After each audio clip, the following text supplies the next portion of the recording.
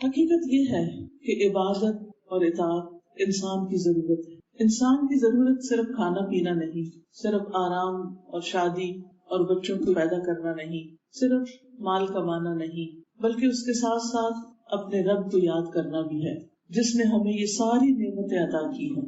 اور انسان کو اللہ تعالیٰ نے پروگرام ہی ایسے کیا ہے، بنایا ہی ایسے ہے کہ اس کے اندر اس چیز کی ایک طلب رکھ دی ہے، ایک پیاس رکھ دی ہے کہ وہ اپنے پیدا کرنے والے کو، اپنے رب کو پہچانے، اس کو جانے، اس کو مانے، اس کے آگے جھکے اور اس کی اطاعت کرے، وہ جیسا پسند کرے اس کے مطابق کام کرے. اور اسی میں انسان کی ایک خاص سیٹسفیکشن اور ایک خوشی اور ایک عجیب روحانی سرور ہوتا ہے جب انسان اپنے رب کو پا لیتا ہے اور اس کے احکامات کو جان لیتا ہے. روزہ ایک عبادت ہے، لیکن یہ عبادت باقی عبادتوں سے مختلف ہے.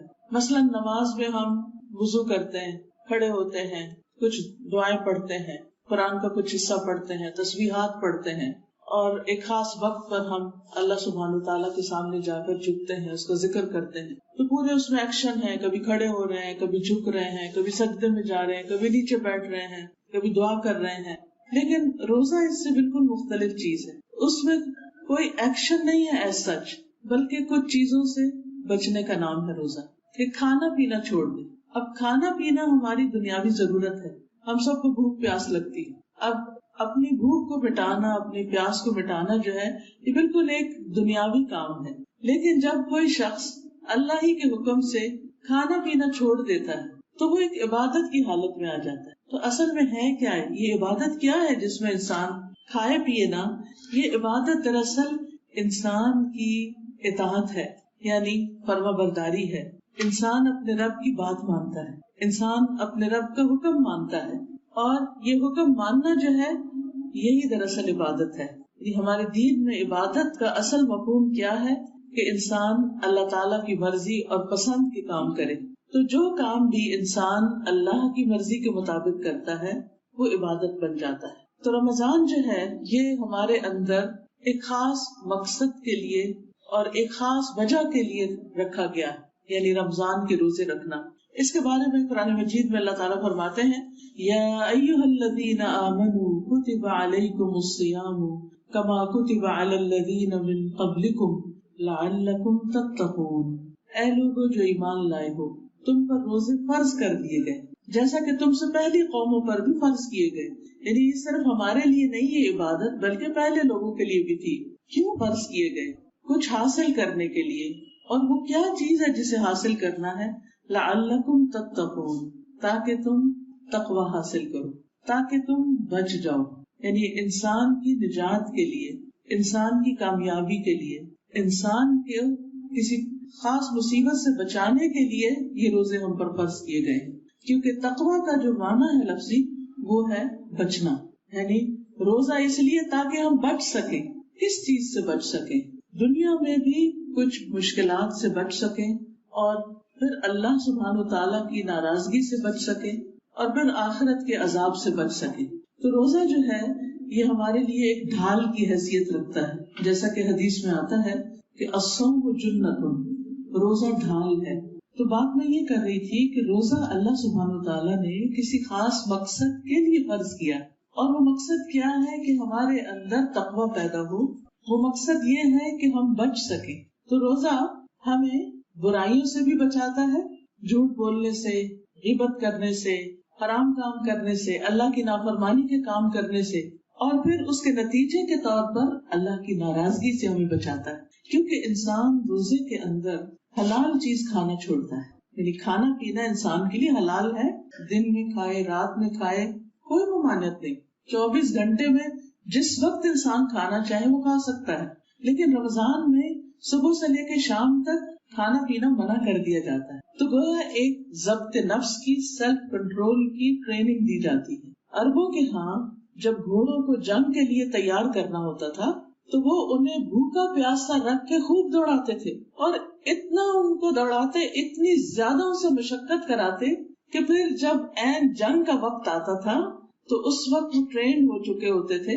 ان کو اگر کھانے پینے کا وقت نہیں ملتا تھا یا کھانے پینے کے لیے کوئی چیز نہیں ملتی تھی، بھوک اور پیاس ہوتی اور خوب کام کرنا پڑتا تو وہ ان کے لیے کچھ مشکل نہیں ہوتا تھا، کیونکہ وہ پہلے سے اس کے لیے تیار ہو چکے ہوتے تھے۔ اسی طرح مومن کو بھی رمضان کے مہینے میں بھوکا پیاسا رکھ کے دراصل سیلف کنٹرول کی ٹریننگ دی جاتی ہے کہ سال کے باقی 11 مہینے انسان اللہ کی نافرمانی کی چیزوں سے اسی طرح بچے جس طرح رمضان میں وہ کھانے پینے سے بچتا ہے، کوئی بھی نہ دیکھ رہا ہو، لیکن ہم پانی کا ایک قطرہ سخت پیاس کے باوجود بھی اپنے منہ کے اندر نہیں ڈالتے، اپنے حلق کے اندر نہیں اتارتے، کیونکہ ہم سوچتے ہیں کہ اللہ دیکھ رہا ہے۔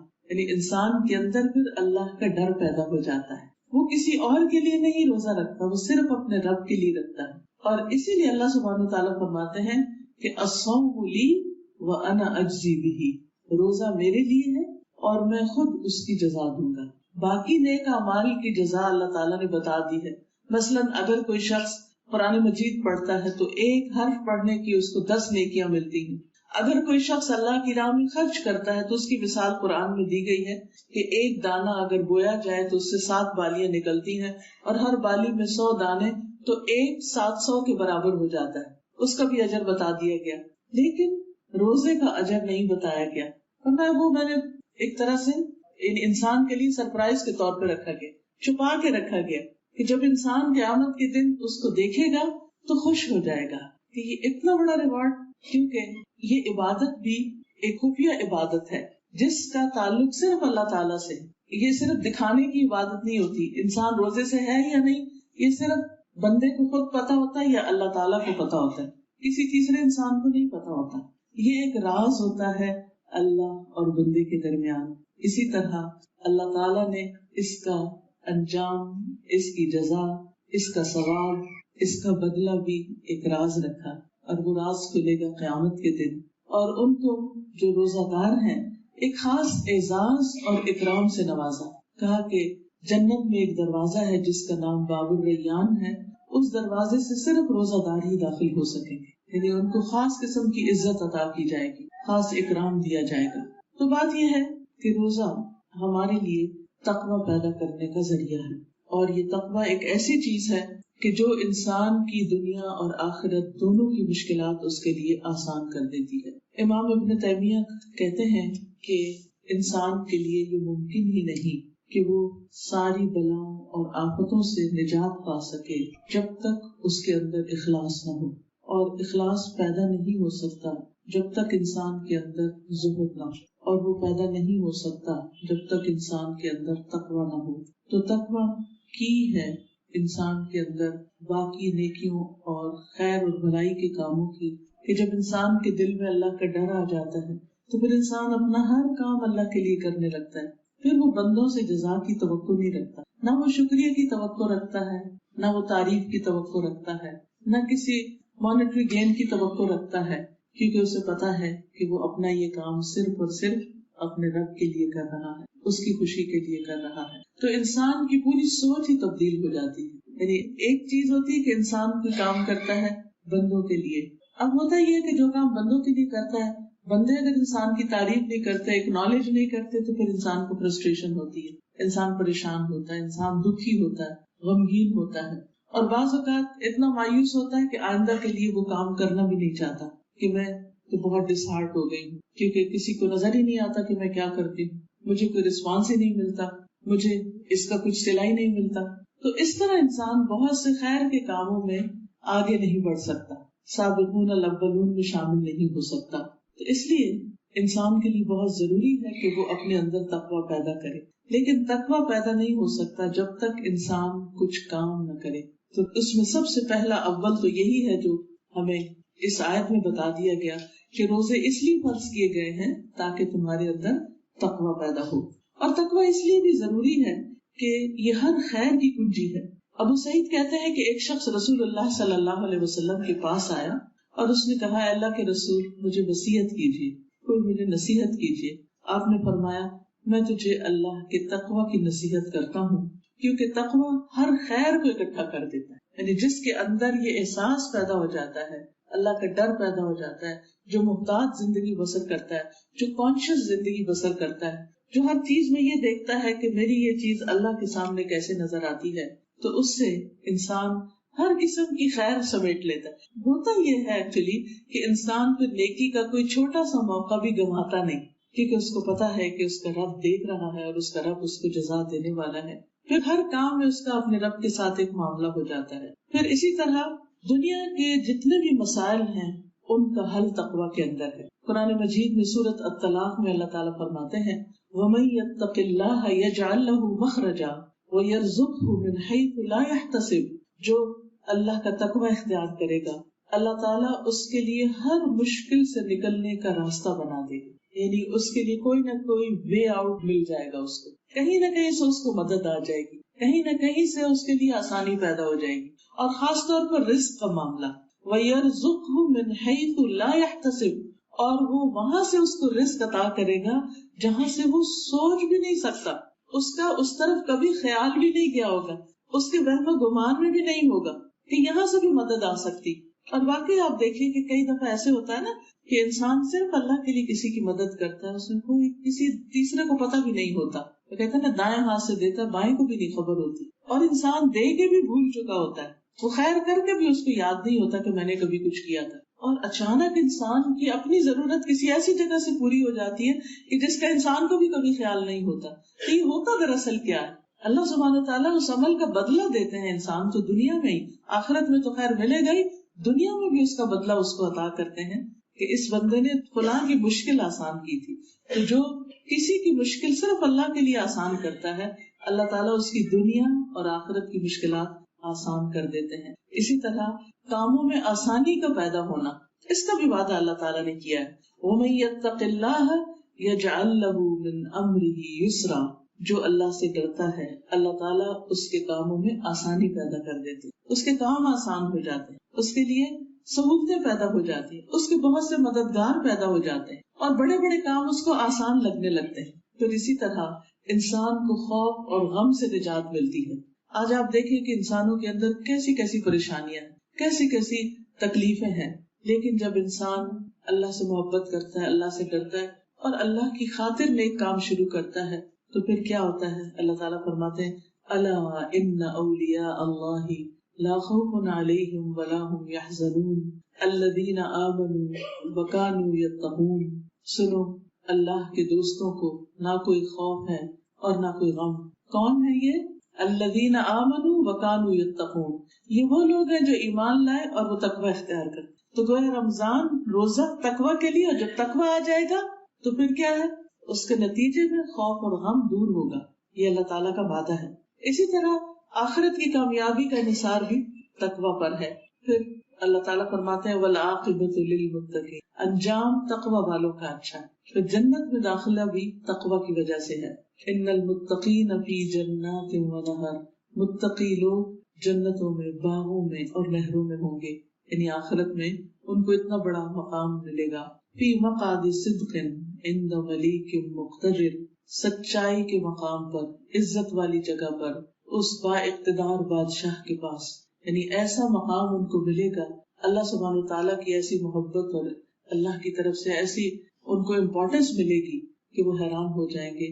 اور یہ کس وجہ سے کہ جب بندہ جو کام کرے، جیسے روزہ رکھتا ہے صرف اللہ کو پتا ہوتا ہے، کسی انسان کو نہیں. اسی طرح باقی زندگی میں بھی نیکی کے کام صرف اور صرف اپنے رب کے لیے. قیامت کے دن انسان کی جو نجات ہے اور جنت میں جو چیز سب سے زیادہ انسان کو داخل کرے گی اس کے بارے میں بھی حدیث میں آتا ہے.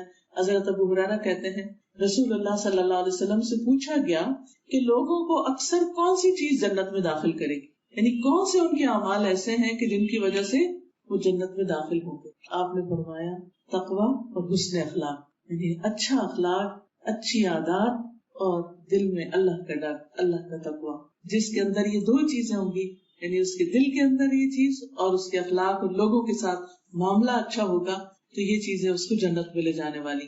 اب یہ تقوی پیدا کرنے کے لیے کچھ کرنے کے کام ہیں جس وقت میں آپ کے ساتھ شیئر کروں گی.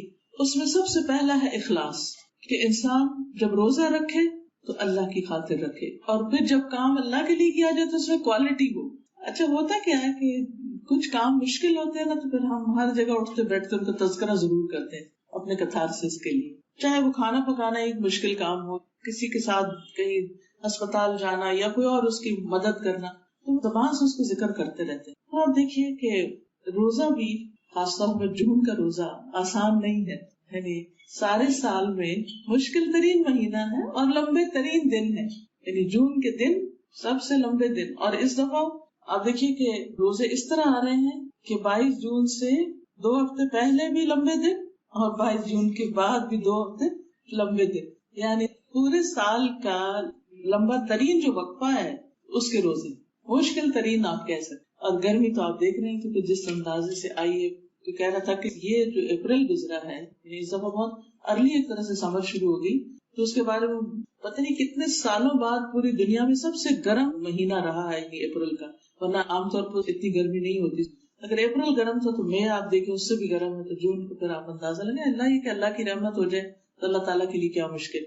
अब आप देखिए कि रोजा तो हमने रखना ही है, ये वो फर्ज है, हमारी चॉइस तो इसमें है नहीं, अल्लाह ये कि कोई बीमार हो या मुसाफिर हो एक अलग बात है, वरना छोटे छोटे उज़र की वजह से इंसान रोजा छोड़ नहीं सकता। अब रोजा तो रखना ही है, लेकिन उसके साथ हमने हाय हाय नहीं करनी, उसके साथ हमने ये नहीं करना रोजा लग रहा है, आज तो बड़ा ही लंबा रोजा था, आज तो बहुत ही प्यास लगी, या फिर बच्चे तंग करे थे कि एक तो रोजा लग रहा है और ऊपर से तुम तंग कर रहे हो। तो इस तरह के जुमलों से हमने गुरेज करना है और अपने आप को रोक के रखना है, क्योंकि जब तो अल्लाह के पास है ना, मैं और आप तो नहीं डिसाइड कर सकते, लेकिन उसकी जो क्वालिटी है रोजे की वो कम हो जाती है, फिर वो नीचे आने लगता है उसका ग्राफ जो है। नबी सल्लल्लाहु अलैहि वसल्लम ने फरमाया, जो शख्स अल्लाह की रजा के लिए एक दिन रोजा रखे और उसी पर उसका इख्तिताम हो, यानी सारा वक्त सिर्फ अल्लाह को खुश करने के लिए उसने सारी तकलीफ झेली, तो वो जन्नत में दाखिल होगी। एक और हदीस में आता है, जिसने अल्लाह के रास्ते में रोजा रखा, अल्लाह ताला उस रोजे की वजह से उसे जहन्नम से 70 साल के फासले पे दूर कर देगी, जहन्नम उससे इतनी दूर हो जाएगी, और ये सिर्फ इसलिए कि उसने अल्लाह को खुश करने के लिए ये काम किया। तो हर काम में इखलास, लेकिन खास तौर पर रोजा रखने में इखलास।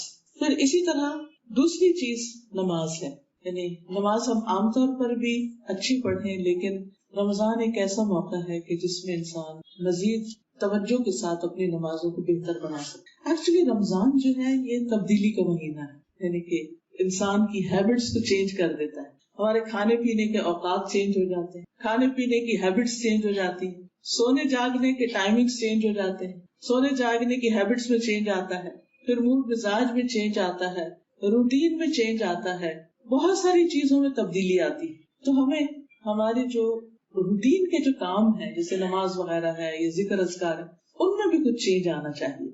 उनमें सबसे पहली चीज नमाज, जिसका हिसाब क़यामत के दिन सबसे पहले होगा, कोशिश ये करें कि वक्त पर अदा करें, ताखीर न हो। तो और काम करते रहते खासतौर पर रोजा इफ्तार करने बैठते हैं तो कई दफे इफ्तारी इतनी लंबी हो जाती है कि मगरिब का वक्त ही निकल जाता है, या निकल नहीं जाता तो कम से कम बड़े आखिरी वक्त पे जल्दी से पढ़ रहे हो, तो उसमें इंसान हल्का फुल्का खजूर पानी के साथ खोले रोजा, एनर्जी आ जाती है इतने में भी, और एकदम बहुत कुछ नहीं खाए पिए जाके नमाज पढ़े और उसके बाद आके इत्मीनान से जो खाना वो खा सकता है। अब्दुल्ला बिन मसूद से रिवायत है कि मैंने रसूलुल्लाह सल्लल्लाहु अलैहि वसल्लम से दरियाफ्त किया कि अल्लाह अज़्ज़ा व जल्ला को कौन सा अमल ज्यादा पसंद है। आपने फरमाया वक्त पर नमाज अदा करना, इन टाइम, और फिर अव्वल वक्त में खास तौर पर कि नमाज का वक्त शुरू हो और इंसान नमाज के लिए तैयार हो। फिर इसी तरह खास तौर पर फजर की नमाज, बाज लोग रोजा रखते ही दोबारा सो जाते, कई लोग तो सहरी नहीं खाते, वो पानी का गिलास पीते हैं, या कभी वो लेट नाइट जाग कर, गर्मियों की रातें ठंडी होती है तो रात को जाग के सारे काम करते रहते हैं, और फिर सहरी के वक्त कुछ खा के सो जाते हैं और फजर भी फिर चली जाती। तो इससे बचना है, क्योंकि नमाज जो है वो रोजे से भी ज्यादा इम्पोर्टेंट है। जो रोजा तो साल में एक दफा आता है ना, एक महीना, लेकिन नमाज तो हर रोज दिन में 5 दफा है। नबी सल्लल्लाहु अलैहि वसल्लम ने फरमाया, जो शख्स 2 ठंडी नमाजें पढ़ेगा वो जन्नत में दाखिल होगा, और इससे मुराद फजर और असर की नमाज है। फिर इसी तरह आपने ये भी फरमाया कि मुनाफिकों पर फजर और इशा की नमाज बड़ी भारी है। अब इसमें तरावी जब आ जाती है तो आप देखिए इशा तो वैसे ही लंबी है, और तरावी के साथ तो फिर कुछ और ही लंबी हो जाती है। तो उसमें बड़ा अच्छा रहता है अगर आप किसी जगह तरावी का एहतमाम हो और उसमें जाके शरीक हो जाए, वो थोड़ी सी सोशलाइजिंग भी हो जाती है, एक दूसरे से सपोर्ट और एनर्जी भी मिलती है, नींद भी फिर कम आती है और थकावट भी दूर हो जाती है। जब इंसान दूसरों को अच्छा काम करते हुए देखता है तो अपने लिए भी आसान हो जाता है। तो इसका अगर अपने घरों में, माशाल्लाह हमारे मुल्क में जो इतने हुफ्फाज मिलते हैं, उन लोगों को भी अपना दोहराने का मौका मिल जाता है। तो مسجدوں کے علاوہ اگر گھروں کے اندر تھوڑا سا بھی اہتمام کر لیا جائے، کسی قاری کو رکھ لیا جائے 1 مہینے کے لیے، تو اس کا فائدہ کیا ہوگا؟ آپ کی رات کی نماز بڑی اچھی ہو جائے گی، نوافل ہو جائیں گے، تراویح وغیرہ ہو جائے گی. پھر اسی طرح یہ ہے کہ بعض اوقات ہم فرض پڑھ لیتے ہیں، سنتیں ہماری رہ جاتی ہیں، تو رمضان میں کوشش کریں کہ سنتوں کا بھی اہتمام کریں. آپ نے فرمایا جو شخص ہمیشہ 12 رکعت پڑھے اللہ تعالیٰ اس کے لیے جنت میں گھر بنائے گا. اور یہ 12 رکعتیں جو ہیں 4 رکعت ظہر سے پہلے اور پھر 2 بعد میں، مغرب کے بعد 2، عشاء کے بعد 2 اور فجر سے پہلے کی 2، یہ دن میں ٹوٹل 12 سنتیں بن جاتی. اسی طرح چاشت کی نماز عام طور پر اگر آپ نہیں پڑھتے تو کوشش کریں رمضان میں پڑھنے کی. چاشت کی نماز کا ایک بہت بڑا فائدہ ہے، اور وہ فائدہ یہ ہے کہ یہ جسم کے 360 جوڑوں کا صدقہ ہے. یعنی ہر روز اگر انسان صرف 2، چاشت سے مراد اشراق اور اوابین اور وہ ملا کے، یعنی سورج نکلنے کے 15 منٹ بعد سے لے کر سورج کے زوال سے 15 منٹ پہلے تک آپ یہ 2 رکعتیں کسی وقت بھی پڑھ سکتے ہیں. یعنی ظہر ہونے سے پہلے، سورج ڈھلنے سے 15 منٹ پہلے تک. رسول اللہ صلی اللہ علیہ وسلم نے فرمایا، اے ابن آدم، کیا تم اس بات سے عاجز ہو کہ تم دن کے ابتدائی حصے میں میرے لیے 4 رکعتیں پڑھو اور میں تمہارے دن کے آخر تک تمہیں کفایت کروں، ہر چیز میں، ہر معاملے میں تمہیں کافی ہوں. پھر اسی طرح یہ ہے کہ بعض اوقات جیسے لوگوں کو جوڑوں کا مرض ہو جاتا ہے نا، جوڑوں کی طرح نیز کا پرابلم ہو جاتا ہے، باقی جو جوائنٹس ہیں وہ دکھنے لگتے ہیں، تو چاشت کی نماز اگر آپ اس کے علاج کے طور پر بھی پڑھیں تو یہ بہت زبردست وظیفہ ہے. کیونکہ نبی صلی اللہ علیہ وسلم کی بات سے سچی بات کسی کی بھی نہیں ہو سکتی. اگر کوئی شخص ہر روز اپنے ہر جوڑ کا صدقہ دے دیتا ہے تو انشاءاللہ وہ ان تکلیفوں سے محفوظ رہے گا.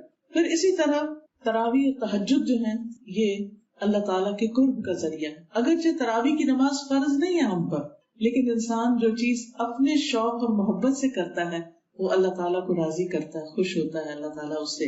اور خاص طور پر آخری عشرے میں انسان اپنی عبادت کو اور زیادہ بڑھا دے. پھر نماز وتر، جو شخص جماعت کے ساتھ تراویح پڑھے اور وتر بھی امام کے ساتھ ہی پڑھ لے، اس کو ساری رات کی عبادت کا ثواب ملتا ہے. تو اگر آپ کے اللہ سبحانہ تعالیٰ کے لیے آسانی کرے، گھر میں کسی قاری کا انتظام ہو جائے، کیونکہ بعض وقت گھر سے نکل کے جانا کہیں مشکل لگتا ہے، تو اس میں فرض نماز بھی ہو جائے، تراویح بھی ہو جائے اور اس کے ساتھ وتر بھی ادا ہو جائے. پھر اسی طرح یہ ہے کہ دل کی خوشی سے یہ نماز ہونی چاہیے. جیسے روزہ دل کی خوشی سے، اسی طرح یہ بھی دل کی خوشی سے. اس کا کیا فائدہ ہوتا ہے؟ رسول اللہ صلی اللہ علیہ وسلم نے فرمایا، اللہ تعالیٰ فرماتا ہے، میرا بندہ عبادتوں میں سے کسی چیز سے میرا قرب حاصل نہیں کرتا جتنا اس چیز سے جو میں نے اس پر فرض کی. یعنی جو بندہ اپنے فرض، اپنی ڈیوٹیز نبھاتا ہے، نماز میں فرض، جیسے نماز کے فرض ہیں، جو زکوٰۃ ہے یا روزہ ہے یا حج ہے، جو بھی فرائض ہیں، تو بندہ میرے قریب ہوتا ہے. اور پھر نفل عبادتیں کر کے مجھ سے اتنا قریب ہو جاتا ہے کہ میں اس سے محبت کرنے لگتا. تو یہ رات کی تراویح ہم یہ کہہ سکتے ہیں کوئی فرض نہیں ہے، میں تو تھکی ہوئی سونے لگی ہوں. ٹھیک ہے، آپ سو سکتے ہیں، لیکن اگر آپ اس کو خوشی سے ادا کرتے ہیں تو یہ اللہ سبحانہ تعالیٰ کی محبت حاصل کرنے کا ذریعہ ہے. عام دنوں میں ہم سے تہجد اٹھ کے پڑھنا کتنا مشکل ہوتا ہے، لیکن جب رمضان میں انسان رات کے اول حصے میں یا آخر حصے میں یہ نماز ادا کر لیتا ہے تو اللہ تعالیٰ کا قرب حاصل کر لیتا ہے. تقوی حاصل کرنے کے لیے تیسری چیز قرآن کو پڑھنا ہے. اللہ تعالیٰ نے یہ کتاب جو اتاری ہے، اس کو کتاب انزلناہ الیک مبارک، یہ کتاب برکتوں والی. جو اس کو پڑھتا ہے، جو اس کو پڑھاتا ہے، جس گھر میں یہ پڑھی جاتی ہے، جو اس کی خدمت میں لگ جاتا ہے، جو کسی بھی طرح اس کے ساتھ اپنا تعلق بناتا ہے، چاہے اس کی تلاوت کرے، چاہے اس کو سمجھ کے پڑھے، چاہے اس کی تعلیم دے، تو اس انسان پر اللہ تعالیٰ کی رحمتیں اور برکتیں نازل ہوتی ہیں. ابن مسعود کہتے ہیں، جو شخص علم حاصل کرنا چاہتا ہے اسے چاہیے کہ قرآن میں غور و فکر کرے، اس لیے کہ اس میں پہلے اور پچھلے تمام علوم موجود ہیں. جبریل علیہ السلام نبی صلی اللہ علیہ وسلم سے رمضان کی ہر رات میں ملاقات کرتے تھے، اور اس ملاقات میں کیا ہوتا کہ وہ نبی صلی اللہ علیہ وسلم کے ساتھ قرآن کا دور کرتے تھے. دور کا مطلب کیا ہوتا ہے کہ جبریل پڑھے تو آپ سنیں، آپ پڑھے تو جبریل سنیں، یعنی ایک دوسرے کو پڑھ کر سنانا. اب بعض اوقات ایسے بھی ہوتا ہے کہ انسان اکیلے پڑھتے ہوئے ذرا بور ہو جاتا ہے یا گھبرا جاتا ہے، تو گھر میں اگر آپ ہیں، آپ کی کوئی اور بزرگ ہیں یا کوئی بھی بچے ہیں، تو آپ مل بیٹھ کے بھی ایک دوسرے کو سنا بھی سکتے ہیں، پڑھ بھی سکتے ہیں، باری باری پڑھ سکتے ہیں. یا پھر یہ ہے کہ آپ اپنی تلاوت خود بھی کر سکتے ہیں، جیسے بھی آپ کے لیے آسانی ہو. نبی صلی اللہ علیہ وسلم نے فرمایا جو آدمی چاہتا ہے کہ اللہ اور اس کے رسول سے اسے محبت ہو جائے، اور یہ ہماری ایمان کا حصہ ہے نا کہ ہمیں اللہ سے محبت اور رسول صلی اللہ علیہ وسلم سے محبت، تو اسے مصحف دیکھ کے قرآن دیکھ کے تلاوت کرنی چاہیے، چاہے زبانیں بھی یاد ہوں، لیکن حرفوں کو دیکھنے، ان لفظوں کو دیکھنے کا بھی ایک اجر اور ثواب ہے، اور وہ بھی ایک دل کی راحت اور سکون کا باعث بنتا ہے۔ یعنی ایک ہوتا ہے صرف سننا، ایک ہوتا ہے صرف اپنا پڑھنا جو زبانی یاد ہے ہمیں، اور ایک ہوتا ہے دیکھ کے پڑھنا۔ لیکن جب انسان دیکھ کے پڑھتا ہے تو آنکھیں بھی، کان بھی، زبان، یہ دل، دماغ، ہر چیز اس میں انوالو ہو جاتی ہے، تو اس کا اجر و ثواب بڑھ جاتا ہے۔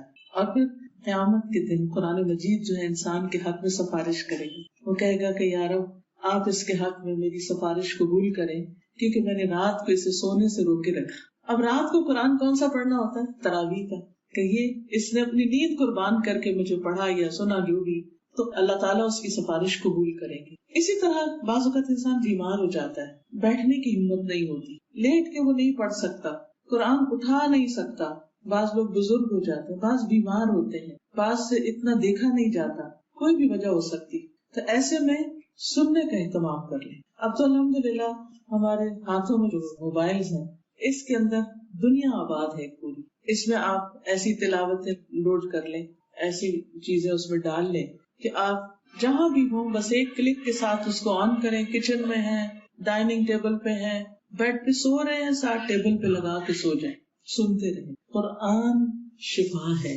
قرآن مجید میں اللہ تعالیٰ فرماتے ہیں قُلْ بِفَضْلِ اللَّهِ وَبِرَحْمَتِهِ فَبِذَلِكَ فَلْيَفْرَحُوا هُوَ خَيْرٌ مِّمَّا يَجْمَعُونَ، کہہ دیجئے کہ اللہ کے فضل اور اس کی رحمت کی وجہ سے انہیں چاہیے کہ خوش ہو جائیں، یہ ہر اس چیز سے بہتر ہے جسے لوگ جمع کر رہے ہیں۔ اور اس سے پہلے فرمایا کہ تمہارے پاس ایک ایسی کتاب آئی ہے کہ جو سینے کی بیماریوں کے لیے شفا ہے، شفاء لما فی الصدور۔ سینے کی بیماریاں کیا؟ گھٹن، ڈپریشن، یعنی دل کے اندر جو کچھ ہوتا ہے، اداسی، غم، وسوسے، خوف، انجانے خوف، توہمات، یہ ساری چیزیں، ان کا علاج قرآن میں ہے۔ قرآن ان کے لیے تھراپی ہے۔ سنیں، پڑھیں، اس کی تلاوت سنیں، اس کا ترجمہ سنیں، کسی بھی طرح یہ آپ کے لیے نہ صرف یہ کہ اجر و ثواب کا باعث ہوگا، بلکہ آپ کی بیماریوں کو بھی ٹھیک کرنے کا ذریعہ ہوگا، کیونکہ قرآن دل پر اترا ہے، اور خصوصاً دل کی بیماریاں جتنی بھی ہیں، کیونکہ اللہ تعالیٰ نے خاص طور پر فرمایا شفاء لما فی الصدور، کہ جو سینوں میں ہے، یعنی سینے کے اندر تو دل ہی ہے نا، جو سینے میں ہے اس کا علاج ہے یہ قرآن، اس کے لیے شفا۔ پھر اسی طرح اگر ہو سکے تو کچھ زبانی یاد بھی انسان کر لے، یا یاد کیا ہوا تو اس کی تھوڑی ریویژن بھی کر لے۔ چوتھی چیز جس سے تقویٰ حاصل ہوتا ہے وہ ہے عبادت، جیسے اعتکاف وغیرہ کرنا۔ خواتین کے لیے عام طور پر مشکل ہوتا ہے، لیکن جن کے پاس تھوڑا وقت ہو، صحت ہو، اللہ نے ان کو موقع دیا ہو، تو کوشش کریں کہ وہ آخری عشرہ اعتکاف کر لیں، ورنہ جتنا بھی ان کے لیے پاسبل ہو وہ الگ ہو کے لوگوں سے اپنا سارا وقت عبادت میں گزارے۔ نبی صلی اللہ علیہ وسلم ہر رمضان میں اعتکاف کرتے تھے، ایک سال کسی وجہ سے نہیں کر سکے تو اگلے سال 20 دن کا اعتکاف، یعنی اس عبادت کو آپ نے اپنے لیے لازم کیا ہوا تھا کہ یہ تو کرنی ہی کرنی۔ اللہ تعالیٰ ہمیں بھی اگر توفیق دے تو اس کی نیت کرنی چاہیے، اس کا شوق رکھنا چاہیے، اور اس میں خاص طور پر دعائیں کرنی چاہیے۔ تو دعا کرنا جو ہے یعنی عبادت کا ایک اعلیٰ ترین مقام ہے، یعنی دعا عبادت کی ٹاپ پر۔ اب دیکھیے دعا تو ہم اپنے لیے کر رہے ہوتے ہیں کہ اللہ تعالیٰ ہمیں صحت دے، ہمارے بچوں کو کامیابی دے، اور جو جو ہمارے مسئلے مسائل ہوتے ہیں ہم اللہ سے مانگ رہے ہوتے ہیں، اور اللہ تعالیٰ اس مانگنے پر بھی ثواب دے رہے ہوتے ہیں، اس پر بھی اجر دے رہے ہیں، اس کی وجہ سے بھی ہم سے محبت کر رہے ہیں کہ یہ میرا بندہ میرے پاس مانگنے کے لیے آتا ہے، لوگوں کے پاس نہیں جاتا۔ حقیقت یہ ہے کہ اگر ہم لوگوں کے پاس جاتے ہیں تو کیا ہوتا ہے، اگر ہم کسی سے کچھ بھی مانگیں تو کوئی اس پر ہمیں شاباش دے گا کہ تم تو میرے بڑے محبوب ہو کیونکہ تم مجھ سے چیزیں مانگتے ہو۔ کوئی ہے ایسا دنیا میں؟ کتنا بھی کوئی کسی کا پیار ہو، ماں باپ بھی ہو، دوسری سے تیسری دفعہ آپ دیکھیں شادی کے بعد جائیں آپ ماں باپ سے کچھ مانگنے، پھر دیکھیں جواب کیا ملتا ہے۔ شوہر جس کی ذمہ داری ہے سب کچھ دینا، اگر ایک سے دوسری دفعہ آپ کوئی ڈیمانڈ کریں گے تو ہو سکتا ہے ایک دفعہ کرے بڑا خوش ہو کہ ہاں بھائی بیوی کو کوئی تحفہ دینا ہے یا اس کو خوش کرنا ہے، لیکن اگر بار بار جائیں گے یا ریپیٹڈلی کچھ مانگیں گے تو بالکل ہی معاملہ الٹ ہو جائے گا۔ یعنی کہ انسان کی فطرت میں ہے کہ جب اس کو پتا چلتا ہے کہ کسی کو اس سے کوئی غرض ہے یا لالچ ہے تو وہ تھوڑا اس سے بچ کے رہنے لگتا ہے کہ بھئی اس سے پورا ہی رکھو۔ لیکن اللہ سبحانہ وتعالیٰ جب اللہ کو پتا چلتا ہے کہ اس بندے کو مجھ سے غرض ہے اور یہ مجھ سے مانگتا ہے تو اللہ تعالیٰ اس کو اپنے اور قریب کر لیتا ہے، اس سے محبت کرتا ہے، پھر ہم کیوں نہ مانگے۔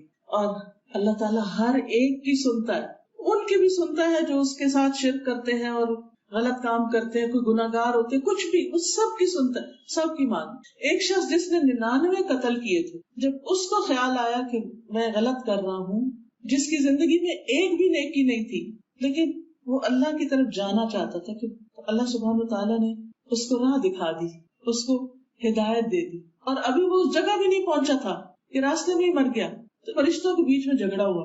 عذاب کے فرشتے بھی آگے, رحمت کے فرشتے بھی آگے. عذاب کے فرشتوں نے کہا ہم جان لیں گے اس شخص کی زندگی میں ایک بھی نیکی نہیں تھی.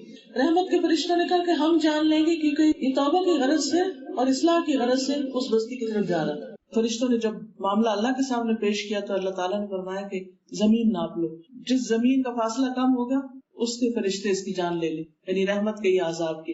تو وہ زمین جس کی طرف وہ جا رہا تھا, اللہ تعالیٰ کے حکم سے اس کا فاصلہ کچھ کم ہو گیا, وہ بھی اللہ تعالیٰ نے کروایا اس کا. جب اللہ تعالیٰ اپنے کسی بندے کو عزت اور اکرام بخشنا چاہتا ہے تو بڑے سے بڑے گناہگار کو بھی عطا کر دیتا ہے. تو اس لیے کبھی بھی جھجکے نہیں, شرمائے نہیں, کبھی یہ نہ سوچے میں تو بہت گناہگار ہوں, میرا کیا بنے گا, میری تو بخشش نہیں ہو سکتی, اس لیے دنیا کے چند دن جو جی چاہے کرو, آگے پھر دیکھی جائے گی. نہیں, آگے کے امتحان بڑے سخت ہے, اس لیے یہیں پر ہی اپنے لیے کچھ کرنا ہے اور اللہ تعالیٰ کی طرف پلٹنا ہے. نبی صلی اللہ علیہ وسلم نے فرمایا کہ رمضان کے ہر دن اور ہر رات اللہ تعالیٰ کی طرف سے کچھ لوگوں کو جہنم کی خلاصی نصیب ہوتی ہے, اور ان میں سے ہر بندے کی ایک دعا ایسی ضرور ہوتی ہے جو قبول ہو جائے. یعنی رمضان کی دعاؤں میں سے کم از کم ایک دعا ایسی ہوتی ہے جو ضروری قبول ہوتی. یعنی اس کا مطلب نہیں کہ باقی قبول نہیں ہوتی, وہ ہو جاتی ہے, لیکن ہو سکتا ہے کہ دنیا میں اس کا بدلہ آپ کو نہ ملے, قیامت کے دن کے لیے وہ محفوظ کر دی جائے, لیکن آپ جو مانگتے ہیں اس میں سے کم از کم ایک چیز آپ کو مل جاتی. تو جتنی چاہیں آپ دعائیں کریں, خاص طور پر تقوی کے حصول کے لیے. اللہ روزے تو رکھ رہے ہیں تو تقوی بھی دے دے, اور اس کے لیے دعائیں بھی ہیں. اللہم انی اسألک الہدی والتقی والعفاف والغنی, اللہم آت نفسی تقواها وزکیها انت خیر من زکاها انت ولیہا ومولاہا. اے اللہ میری نفس کو تقوی عطا کر اور اسے پاکیزہ بنا, آپ ہی پاکیزہ بنانے والوں میں سے بہتر ہیں اور آپ ہی اس کے کارساز اور مولا ہیں. تو اپنے آپ کو انسان اپنے رب کے حوالے کرے. پھر خاص طور پر آخری عشرے میں انسان جہنم کے عذاب سے بچنے کی خوب دعائیں کرے اور اللہ تعالیٰ سے معافی مانگے. اور یہ دعا چھوٹی سی دعا ہے, لیکن نبی صلی اللہ علیہ وسلم نے لیلۃ القدر کے لیے بتائی. اللہم انک عفو تحب العفو فاعف عنی. اللہ تو خوب معاف کرنے والا ہے, معاف کرنے سے محبت رکھتا ہے, یعنی تجھے پسند ہے کہ تو بندوں کو معاف کرے. فاعف عنی, تو مجھے بھی معاف کر دے. تو یہ دعا ضرور کرنی چاہیے. اسی طرح اٹھتے بیٹھتے ذکر اذکار کرنا, کیونکہ جو ذکر ہے اللہ کا, تسبیح پڑھنا, درود شریف پڑھنا, آیت کریمہ, جو بھی دل میں, اور اس کو کوئی شرط نہیں کہ وضو ہو, کوئی شرط نہیں کہ خاص کونے میں بیٹھے ہوں, چلتے پھرتے, واک کرتے, کھاتے پیتے, کسی بھی وقت آپ کے دل میں جو بھی ذکر آیا آپ اس کو رینڈملی پڑھ سکتے ہیں. اور ذکر جو ہے دلوں کے اطمینان کا ذریعہ ہے. الا بذکر اللہ تطمئن القلوب. نبی صلی اللہ علیہ وسلم نے فرمایا بہترین عمل یہ ہے کہ جب تم دنیا سے رخصت ہو تو تمہاری زبان اللہ کے ذکر سے تر ہو. اور آپ نے کئی مریضوں کو دیکھا ہوگا کہ اپنے آخری عمر میں انہیں کسی چیز کا ہوش نہیں ہوتا, لیکن جو صورتیں انہوں نے کوئی یاد کی ہو یا جو کلمہ وہ بہت کثرت سے پڑھتے ہو وہ بار بار دہرا رہے ہوتے ہیں, بے ہوشی میں بھی دہرا رہے ہوتے ہیں, کیونکہ وہ ان کی زندگی کا ایک حصہ بن چکا ہوتا ہے ذکر کی کثرت کی وجہ سے. تو یہ سب سے اچھا خاتمہ ہے انسان اللہ کا نام لیتے ہوئے دنیا سے جائے, اور جو اللہ کو یاد کرتے ہوئے جائے گا تو اس کے لیے آگے کی راہیں آسان ہو جائے گی انشاءاللہ. پھر اسی طرح غور و فکر کرنا. غور و فکر کرنا کیا ہے؟ قرآن مجید میں آتا ہے کہ عقل مند لوگ وہ ہیں الذین یذکرون اللہ قیاما وقعودا وعلی جنوبہم ویتفکرون فی خلق السماوات والارض ربنا ما خلقت ھذا باطلا سبحانک فقنا عذاب النار. کہ جو ذکر کے ساتھ غور و فکر بھی کرتے ہیں, اپنا دماغ استعمال. اور کس چیز میں غور و فکر کرتے ہیں؟ صرف قرآن مجید میں نہیں, آسمان و زمین کی پیدائش میں, اللہ کی نشانیوں میں. کیونکہ ہوتا یہ ہے کہ رمضان میں انسان کے اندر ایک خاص چینج آ جاتا ہے نا, ایک روحانیت اس کو محسوس ہونے لگتی ہے. پھر وہ ستاروں پہ نظر ڈالتا ہے تو اس کو اللہ کی یاد آتی ہے, آسمان کو دیکھتا ہے, زمین کو دیکھتا ہے, پودوں کو دیکھتا ہے, پھولوں کو دیکھتا ہے, ہر چیز کے ساتھ اس کو اپنے رب کی یاد آتی ہے. تو یہ بھی ذکر ہی کی ایک قسم ہو جاتی ہے. پھر اسی طرح اللہ کی طرف دوسروں کو بلانا, یعنی اچھی باتوں کا حکم دینا, یا رمضان میں جیسے آپ اپنے بچوں سے کہتے ہیں, اپنے رشتہ داروں سے, گھر والوں سے, ان کو قرآن پڑھنے کی تلقین کرتے ہیں, ان کو دعائیں سکھاتے ہیں, ان کے لیے بھی ایک اہتمام کرتے ہیں, گھر میں ایک ماحول بناتے ہیں کہ سب مل جل کر اللہ کی عبادت کریں. تو یہ بھی بہت ضروری ہے, یہ بھی اللہ کا ذکر ہے. پانچویں چیز جس سے تقویٰ پیدا ہوتا ہے وہ ہے حسن معاشرت, لوگوں سے اچھا سلوک. نبی صلی اللہ علیہ وسلم رمضان میں تیز آندھی سے بھی زیادہ صدقہ خیرات کرتے تھے, سخی ہو جاتے. اس میں رشتہ داروں کو دینا, دوستوں کو, غریبوں کو, یتیموں کو, یعنی ایک پوری لسٹ ہمارے پاس بنی بھی ہونی چاہیے کہ رمضان میں ہم نے کہاں کہاں خرچ کرنا ہے. کیونکہ ہوتا ہے یہ کہ بعض اوقات ہم زبانی چیزیں بھول بھی جاتے ہیں. کچھ لوگوں کی تو میموری ماشاءاللہ بہت اچھی ہوتی ہے, لیکن مجھ جیسے لوگ بھول جاتے ہیں. تو اگر کوئی ایسی ڈائری بنا لے یا کوئی ایسی چیک لسٹ بنا لے کہ رمضان میں نے کہاں کہاں خیرات کرنی, کس کس کو پوچھنا ہے, کہاں افطار بھیجنا ہے, تو اس سے یہ ہوگا کہ انشاءاللہ پھر ہر رمضان میں اٹھائیں, دیکھیں اور آٹومیٹیکلی وہ کام کرنا شروع کر دیں. پھر اسی طرح سحر اور افطار میں فیملی کو اکٹھے بیٹھنے کا موقع ملتا ہے کھانے کا, اور اس میں پھر کوشش کریں کہ اچھی بات ہی ہو. بعض اوقات یہ ہوتا ہے کہ عین روزہ کے اس وقت بھوک بھی لگی ہوتی ہے اور تھکاوٹ بھی ہوتی ہے اور کھانا بھی سرو کر رہے ہوتے ہیں, تو بعض میں ڈانٹ ڈپٹ بھی شروع ہو جاتی ہے. تو یہ ذرا کنٹرول رکھنا ہے اپنے اوپر کہ ہم نے روزہ رکھا تھا اور عبادت کر رہے ہیں, تو ہم بچوں کے سامنے کیا نمونہ پیش کر رہے ہیں, تو اس سے بچیں. پھر اسی طرح اگر مسجد جاتے ہیں اکٹھے ایز اے فیملی, تو اس میں بھی بڑی راستے میں بات چیت ہوتی ہے آپس میں. پھر کبھی سحری کے یا افطاری کے جو پروگرامز ہوتے ہیں, لوگوں کے ساتھ مل کے افطار کرتے ہیں, اس میں بھی ایک اچھی سوشلائزنگ ہوتی ہے. ایز لانگ ایز کہ ہماری نمازیں وغیرہ مس نہ ہو, تو اچھے دوستوں کے ساتھ ملنا, ان کے ساتھ وقت ان مواقع پہ تھوڑا تھوڑا گزارنا, اس سے بھی انسان کے اندر ایک خوشی پیدا ہوتی ہے. آپ جاتے ہیں تو جس حج پہ جاتے ہیں نا, تو حرم میں جن لوگوں کو دیکھتے ہیں, ملتے ہیں, ان کو دیکھ کے تو آپ کو مشکل کام بھی آسان لگتا ہے اور ایک خوشی اور بلبلہ پیدا ہوتا ہے. تو رمضان میں بھی جب آپ لوگوں سے ملتے ہیں, مثلاً آپ دورہ قرآن اٹینڈ کر رہے ہیں یا تراویح پڑھ رہے ہیں یا کھانے پہ اکٹھے ہیں, تو اس سے بھی ایک بلبلہ پیدا ہوتا ہے انسان کے اندر. پھر اخلاص کے لیے اور تقویٰ کے لیے بہت ضروری ہے کہ انسان خاص روزہ رکھے, اور خاص الخاص. ابن الجوزی کہتے ہیں, یہ کتاب شہر رمضان شاید اسٹال پر موجود ہو, یہ بہت سی چیزیں میں نے وہیں سے اکٹھی کی ہوئی ہیں. اس میں ہر ٹاپک کے ساتھ حدیثیں بھی ہیں اور ساتھ لکھا ہوا کہ کرنے کے کیا کیا کام. تو اسی میں یہ کوٹیشن بھی ہے کہ امام ابن الجوزی کہتے ہیں کہ روزے کے 3 درجے ہیں. ضرورت اس بات کی کہ ہم جائزہ لیں کہ ہمارا کس لیول کا درجہ, فرسٹ سیکنڈ تھرڈ کہاں پر ہے. پہلا درجہ عام روزہ ہوتا ہے کہ انسان صرف کھانا پینا چھوڑے. دوسرا خاص روزہ کہ انسان اپنی نگاہ, زبان, ہاتھ, ان چیزوں پر بھی کنٹرول رکھے. کوئی چیز ایسی نہ دیکھے کہ جو اللہ تعالیٰ کو ناراض کرنے والی, کچھ سنے نہ, کچھ بولے نہ, زبان سے غیبت, چغلی وغیرہ ان چیزوں سے انسان بچے. اور خاص الخاص روزہ یہ ہوتا ہے کہ انسان ایسے خیالات سے بھی بچے کہ جو بدگمانی پر, حسد پر, نفرت پر, ان چیزوں پر مبنی ہو. ان چیزوں سے بھی انسان کو اپنے آپ کو بچانا چاہیے, اور ایسے خیالات سے بھی انسان بچے کہ جس سے انسان اللہ کی یاد میں دل نہ لگا سکے. جسے خاص طور پر نماز میں کوشش کرے کہ انسان اپنے خیالات کو نکالے.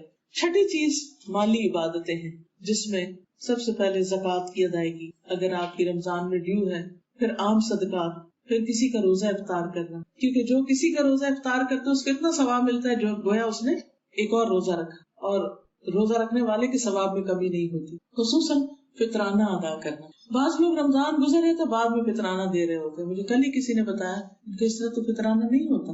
فطرانہ تو عید کی نماز پڑھنے سے پہلے دینا ہوتا ہے. اچھا, ہمارا ایک اور رواج بھی ہے کہ ہم صرف پیسے دے دیتے ہیں.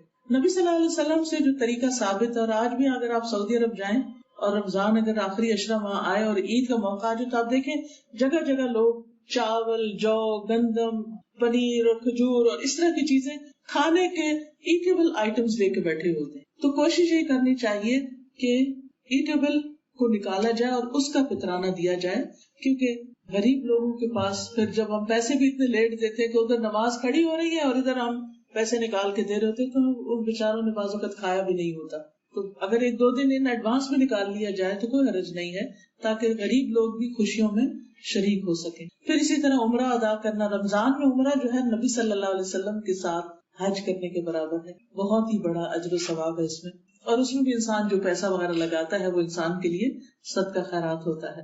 پھر اسی طرح اخلاقیات, اپنے غصے پہ قابو پانا, کسی بیمار کی عیادت کرنا, اور اپنے لیے گول سیٹ کرنے ہیں کہ میں نے اس رمضان میں کس کس کی کیا مدد کرنی ہے, کس کس کے کیسے کام آئے. پھر اسی طرح زبان کی حفاظت, کہ اگر میں کھانے پینے سے رکی ہوں تو میں غلط چیز بولنے سے بھی رک جاؤں. پھر اسی طرح بری عادتوں کو چھوڑنے کی اپنی ایک لسٹ بنانی کہ کیا کیا چیزیں مجھے اپنے اندر خود بھی اریٹیٹ کرتی ہیں اور دوسروں کو بھی مجھ سے دور بھگاتی ہیں.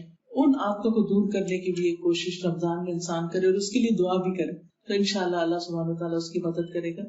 پھر اسی طرح اللہ باتوں کو فضول چٹ چیٹ گپ ادھر ادھر ٹیکسٹنگ میسجنگ حال چال شاپنگ ان چیزوں میں وقت ضائع نہ کرے کیونکہ بڑا قیمتی وقت ہے. ایک ایک عبادت کا درجہ کئی گنا بڑھ جاتا ہے تو اس کے لیے انسان اپنے وقت کو بچائے اور عبادت میں لگائے. اور خاص طور پر لڑائی جھگڑے سے تو بالکل ہی بچنا. اگر کوئی کہے بھی آپ کے اوپر زیادتی بھی کر جائے تو جواب نہیں دینا, آپ نے کہنا ہے انی صائم میں تو روزے سے. پھر اسی طرح شور شرابہ اونچی آوازیں ان چیزوں کو بھی کنٹرول کرنے کی ضرورت ہے کیونکہ رمضان میں کئی لوگ عبادت میں گھر میں مصروف ہوتے ہیں, کوئی سو رہا ہوتا ہے کوئی آرام کر رہا ہوتا ہے, تو یہ جو چیخنا چلانا ہے اس کی وجہ سے روزہ جو ہے وہ ایک طرح سے مکروہ سا ہو جاتا ہے. رسول اللہ صلی اللہ علیہ وسلم نے فرمایا روزہ گناہوں سے بچنے کی ایک ڈھال ہے. اگر کوئی روزے سے ہو تو اس سے فحش گوئی نہیں کرنی چاہیے, گالی شالی نہیں دینی چاہیے, نہ وہ شور مچائے. اگر کوئی شخص اسے گالی دے یا اس سے لڑنا چاہے تو جواب صرف یہ دے کہ میں تو روزے سے ہوں, میں نہیں لڑ سکتا. پھر اسی طرح اپنی زندگی میں انسان سچائی کو لے کر آئے کیونکہ نبی صلی اللہ علیہ وسلم فرمایا کہ جو شخص روزہ رکھ کے بھی جھوٹ بولنا نہیں چھوڑتا اس کا روزہ نہیں. اور پھر باقی گناہوں سے بھی